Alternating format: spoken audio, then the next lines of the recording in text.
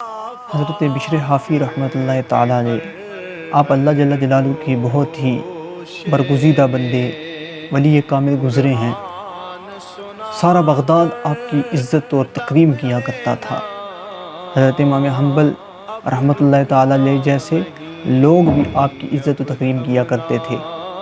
لیکن ایک شخص تھا بغداد کے اندر، کہتا تھا کہ مجھے یہ بوڑھا شخص اچھا نہیں لگتا۔ لوگوں نے کہا پورا بغداد بڑے بڑے عالم دین، بڑے بڑے لوگ ان کی عزت و تکریم کرتے ہیں، تو کیسے کہتا ہے کہ تجھے یہ اچھا نہیں لگتا؟ وہ شخص کہنے لگا کہ مجھے یہ بوڑھا شخص اس لیے اچھا نہیں لگتا کہ یہ جمعے کی نماز با جماعت ادا کرنے کے بعد، جمعے کی نماز کے بعد سنتیں اور نوافل ادا نہیں کرتا، اسی طرح اٹھ کے نکل جاتا ہے۔ تو لوگوں نے کہا بڑے شیخ ہیں،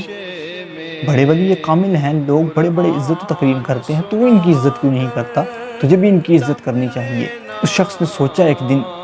کہ آخرکار میں دیکھوں تو صحیح کہ یہ جاتے کہاں پر ہیں، یہ بوڑھا شخص جاتا آخر کہاں پر ہے،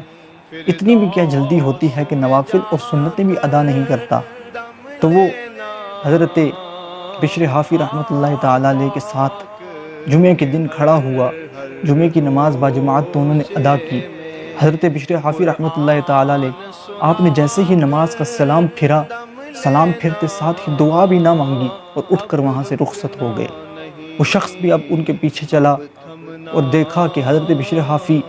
سیدھے ایک نان کی دکان پر گئے، وہاں سے نان خریدا اور کہنے لگا واہ بھائی واہ، حضرت صاحب کو بھوک نے ستایا تھا،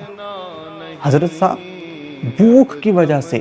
سنتیں اور نوافل بھی چھوڑ کر آ گئے۔ پھر حضرت بشر حافی رحمۃ اللہ تعالیٰ علیہ آپ ایک ہوٹل پر گئے، وہاں سے کباب خریدا، وہ کہنے لگا واہ بھائی واہ، حضرت صاحب کو عمر دیکھیے اور ان کے تقاضے دیکھیے، ان کو اپنی صحت کے تقاضے کیسے ہیں، کھانا دیکھیے ان کا، یہ یہاں سے کباب لے رہے ہیں۔ اب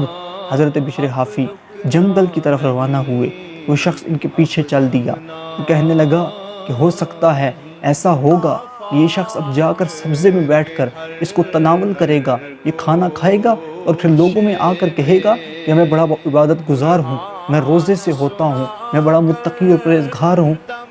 اب وہ شخص کہتا ہے کہ میں ان کے پیچھے چلتا جا رہا تھا، میں حیران وہاں جا کر ہوا جب میں نے ایک جھونپڑی دیکھی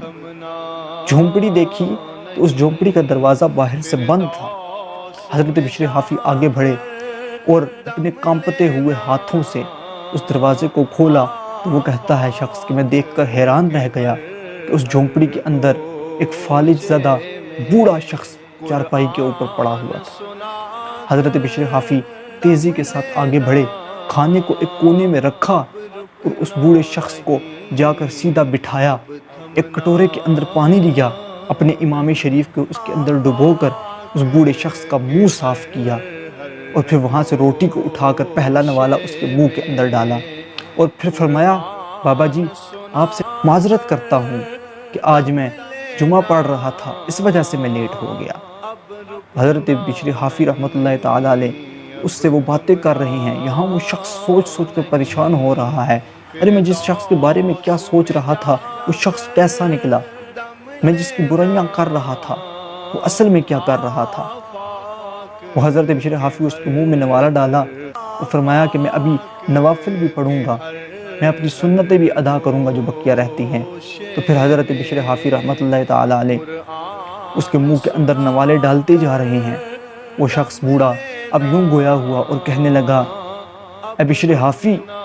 تو روزانہ آتا ہے، کب تک تو میری ایسے خدمت کرتا رہے گا، کب تک مجھ بیمار کے ساتھ تو ایسے حسن سلوک کرتا رہے گا؟ حضرت بشر حافی نے روٹی کا نوالا توڑا، ان کے منہ میں ڈالا اور پھر فرمایا کہ بابا جی آئندہ ایسی بات نہ کیجیے گا۔ حضرت بشر حافی فرماتے ہیں کہ بشر حافی کو آج یہ جو ساری فضیلتیں حاصل ہیں، آج یہ مجھے جتنی بھی شانیں عطا کی گئی ہیں، میں جس راستے سے گزرتا ہوں وہاں جانور گوبر تک نہیں کرتے، یہ مجھے کسی عبادت کی وجہ سے نہیں، یہ سجدوں اور نفلوں کی برکت سے نہیں ملا، میں آپ کی خدمت کر رہا ہوں، رب نے مجھے اس کے صلے کے اندر ایسی شانیں عطا فرمائی ہیں۔ اب وہ شخص وہاں کھڑا پریشان ہو رہا تھا، کہ میں جس شخص کی اس خرابی کو پکڑنے کے لیے اس کے پیچھے تک یہاں آیا، میں جس شخص کے بارے میں کیا سوچ رہا تھا، سوچ کیا رہا تھا اور نکلا کیا بھی اس اندر، آج کے دور کے اندر بھی ہم لوگوں کی غلطیاں پکڑنے کے پیچھے ہیں،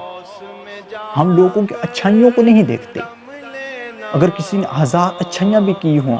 لیکن اگر وہ ایک چھوٹی سی بھی غلطی کرے تو ہم نے اس غلطی کو پکڑ لینا ہے،